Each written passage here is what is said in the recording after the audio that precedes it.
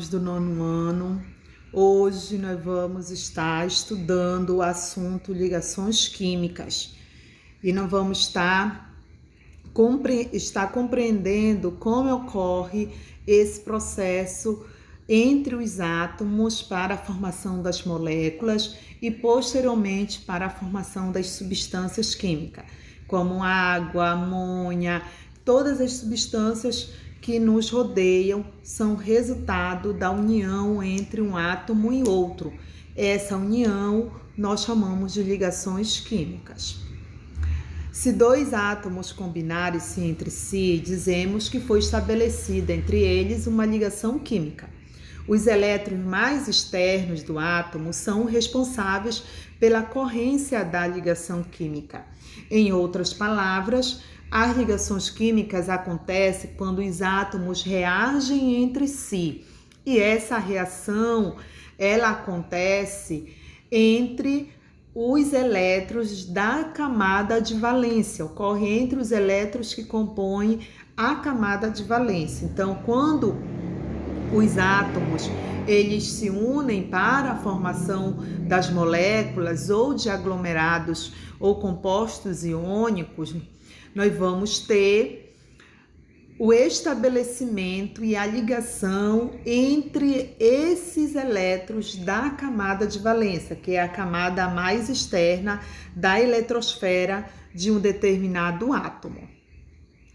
Para ocorrer uma ligação química, é necessário que os átomos percam ou então compartilhem seus elétrons da sua última camada, né? Justamente isso que eu acabei de falar para vocês. Então, as ligações elas se estabelecem entre os elétrons que compõem a camada de valência, que é a camada mais externa. Nessa camada mais externa, o átomo ele pode perder o elétron, no caso do nosso exemplo aqui nós temos o sódio que perdeu o elétron e o cloro que ganhou esse elétron do sódio. Então, a união entre o sódio e o cloro, nós vamos ter o estabelecimento de uma ligação química, onde um perde e o outro ganha os elétrons da camada de valência. Mas também os átomos, eles podem compartilhar os elétrons que eles possuem. No caso do hidrogênio, aqui nós temos os átomos de hidrogênio que vão compartilhar os seus elétrons, ou seja, nenhum perde, nenhum ganha. Eles apenas compartilham os seus elétrons. E nós vamos ter, devido a essas situações, nós vamos ter os diversos tipos de ligações químicas, que é a ligação iônica, a ligação covalente e a ligação metálica, que nós vamos estar conhecendo no decorrer da nossa aula de hoje. Então, na maioria das ligações, os átomos ligantes possuem distribuição eletrônica semelhante à de um gás nobre, isto é, apenas o nível K completo ou 8 elétrons na última camada. Esta ideia ela foi desenvolvida pelos cientistas Russell e Lewis e ficou conhecida como teoria do octeto. O que é que a teoria do octeto ela fala? Que um átomo que satisfaz a teoria do octeto é estável e é aplicada principalmente para os elementos do subgrupo A, que são chamados de elementos representativos da tabela periódica. Então, na teoria do octeto, criado por estes cientistas, diversos estudos, né, de observações dos gases nobres, eles observaram que os gases nobres eles possuíam estabilidade. O que significa essa estabilidade? Significa que eles possuíam 8 elétrons na camada de valência, na camada eletrônica mais externa, ou 2 elétrons quando possui apenas uma camada.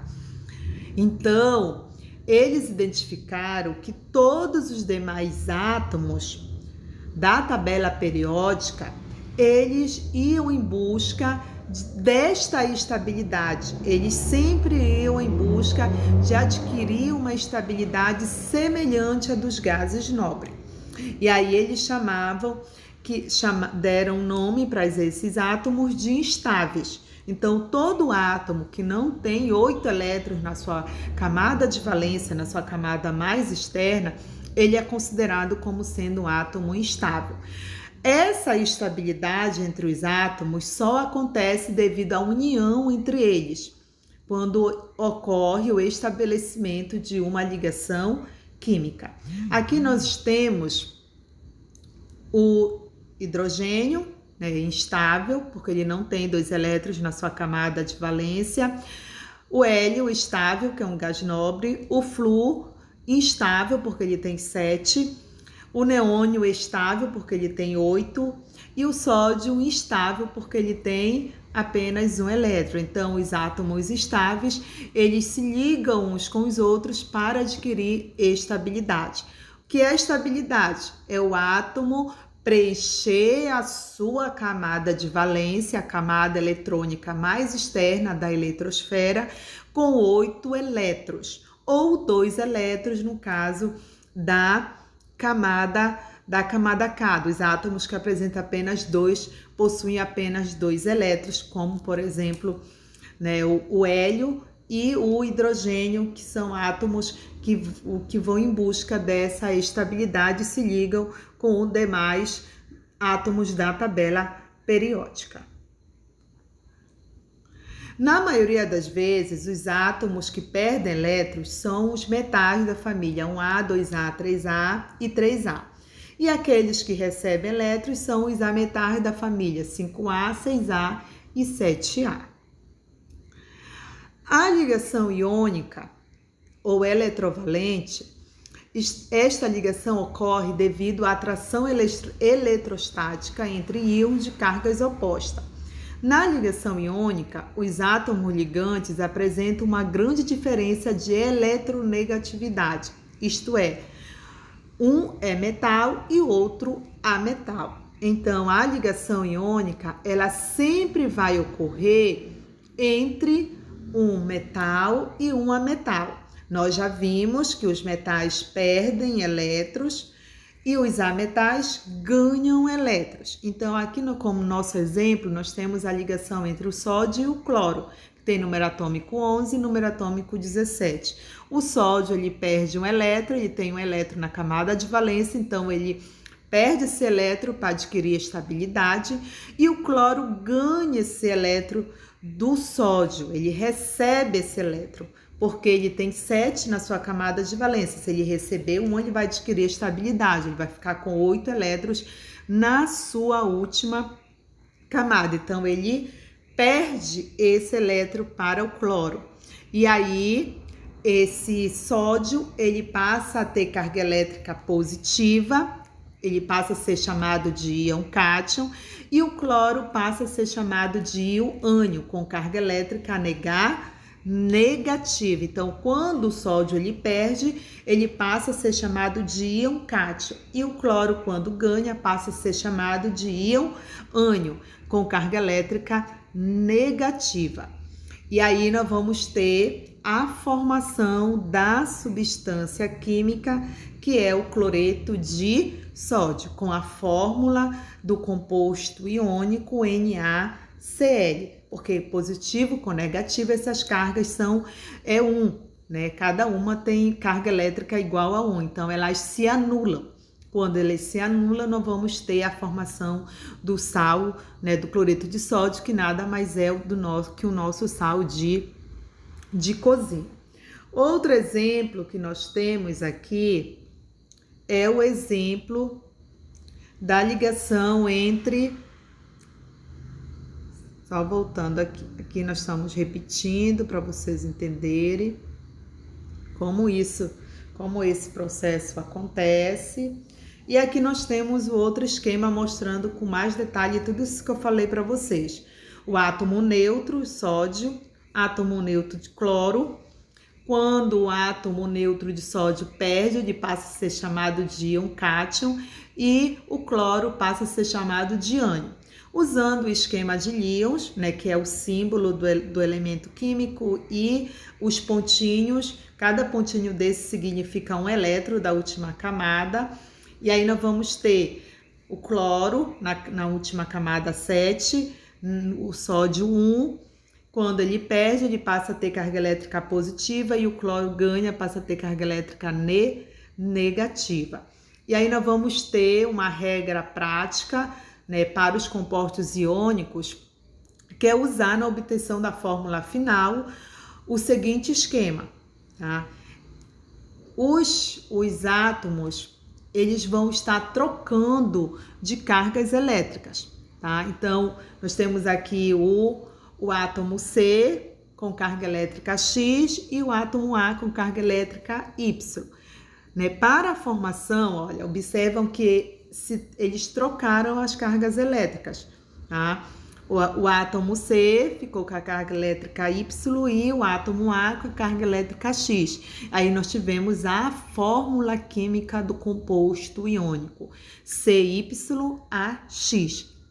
como exemplo da formação das fórmulas dos compostos iônicos. Nós vamos ver isso na prática, né, usando um exemplo aqui.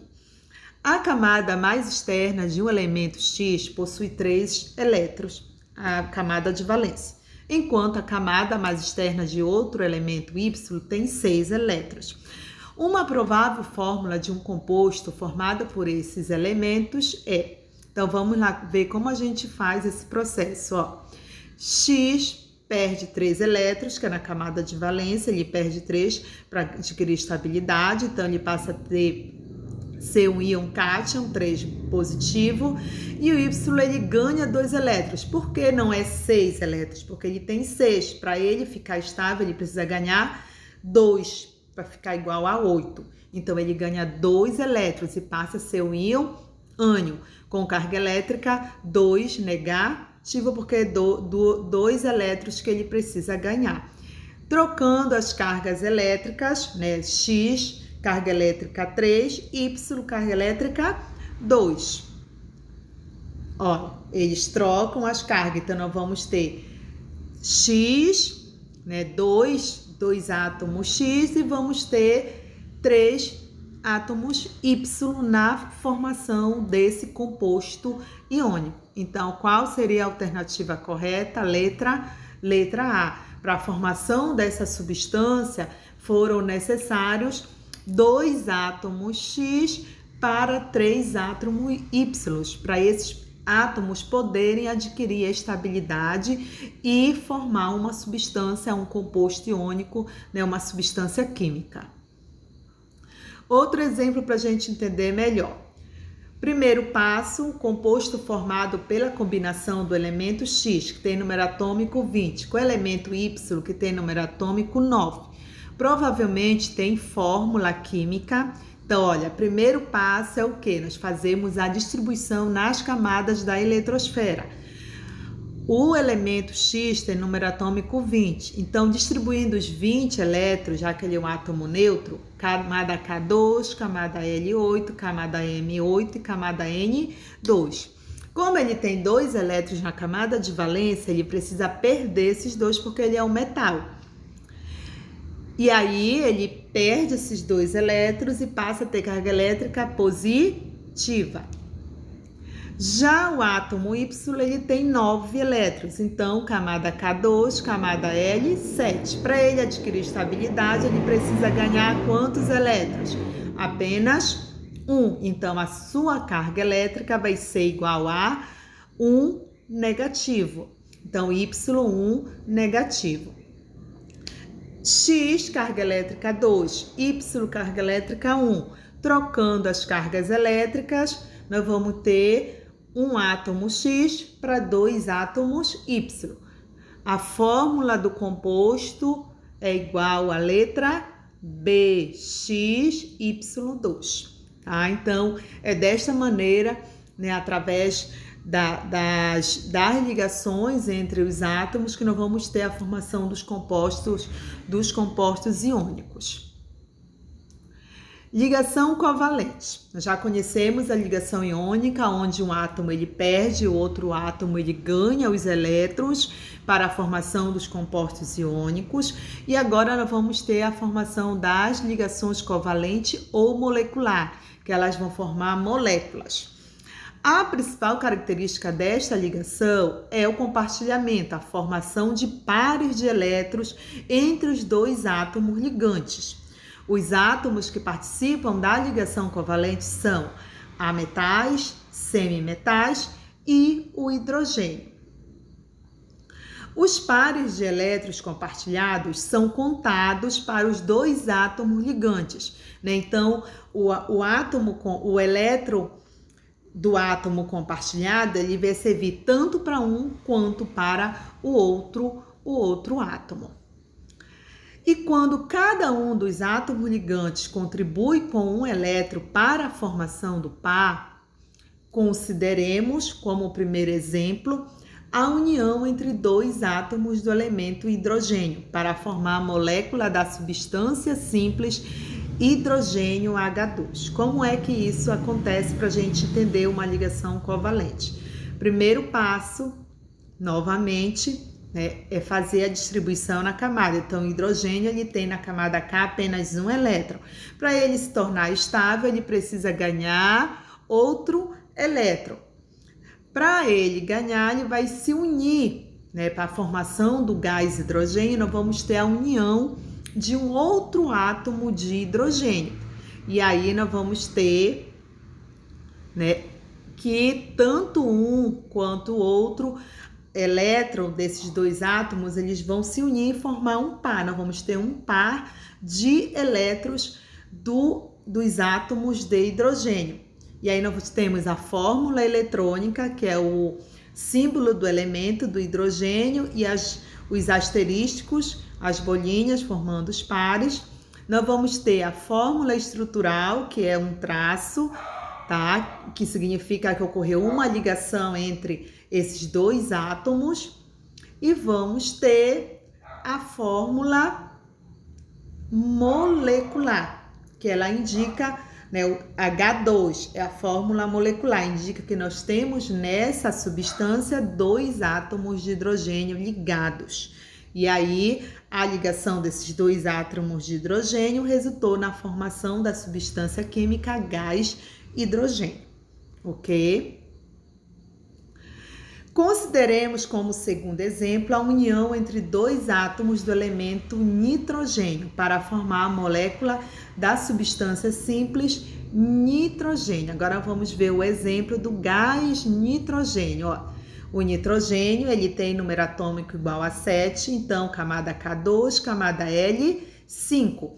Para ele se tornar estável, ele precisa de 3 elétrons, então ele tem que se unir com outro átomo de hidrogênio e compartilhar entre ele esses elétrons. E aí nós vamos ter a formação de 3 ligações covalentes entre esses elétrons, esses 5 elétrons da última camada. Então aqui nós vamos ter a fórmula eletrônica, o símbolo, e a formação dos pares, 1, 2, 3, que vocês estão observando. Olha, aqui nós vamos ter a formação de 3 pares de elétrons.